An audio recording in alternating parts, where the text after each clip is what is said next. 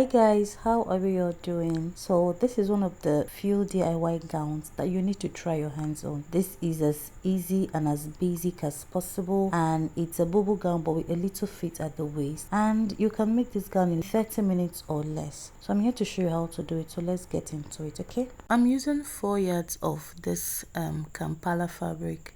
So as you can see, I folded it into 2, and then I'm marking the neck width and the neck depth. I used 3.5 for the neck width, and I'm using 5 inches for the neck depth.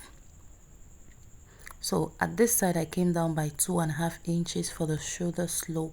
So I'm going to connect that slope to the neck area this way using a slant line. Afterwards, I'll take the width of the hand, the sleeve width, and then added extra 1.5 inches. That's the seam allowance. So right now I'm going to be taking some of our fitted measurements at this point, so just follow me and know why I am doing all of that. I took the fitted bust measurement, the fitted hips measurement as well, so I'm just going to connect it, and then I linked it to the hemline of the gown.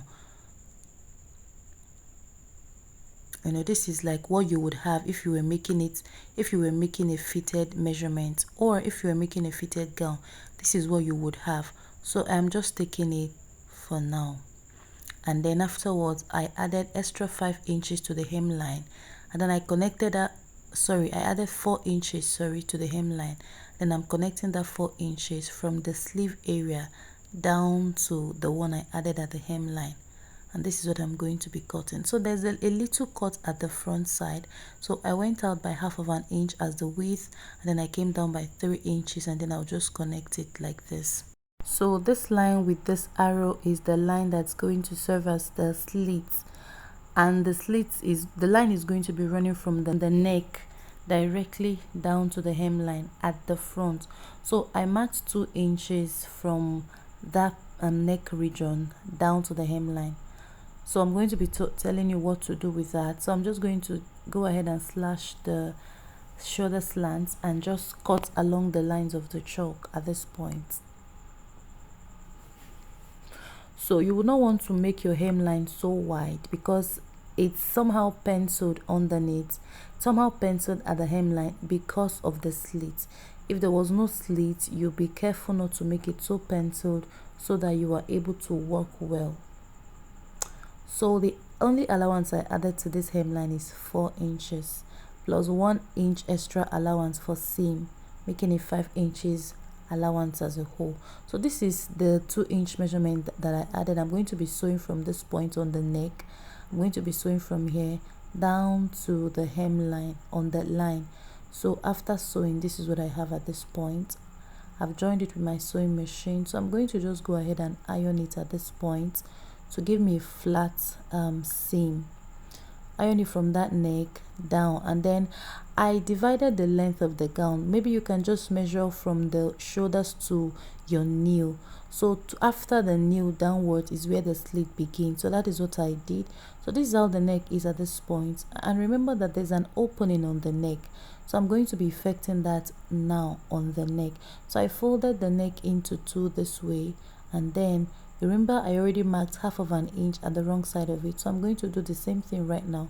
1/2 inch for the width and 3 inches for the depth of the opening. So I'll just cut it at this point. So make sure to cut out the effect that it has on this extension inward. So I will just cut this one away. I won't be needing this part of it anymore.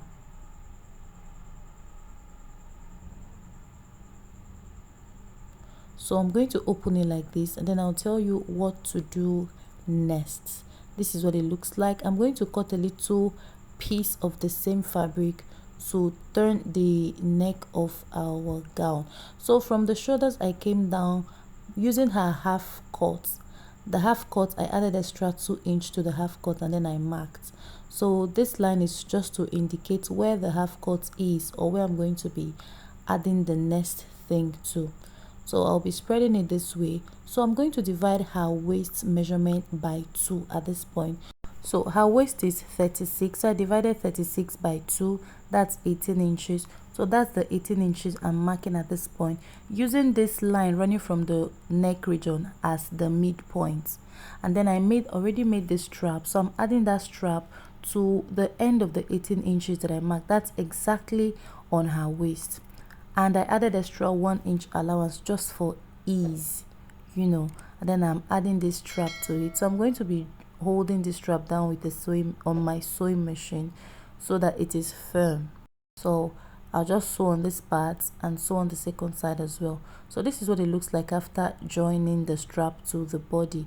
You can see how I joined it, and this is what it looks like. So you can just see the thread faint outwardly. And I also went ahead and I closed the neck. I neatly dressed the neck with a piece of the fabric, the front and the back as well. So the next thing we're going to be doing is to head over and close the shoulders together using the little piece of the fabric that we use for the neck turnover. Flip it to the other side and just sew it around. Leave this side open for the sleeve, continue on the same side as well, and just close every part of it.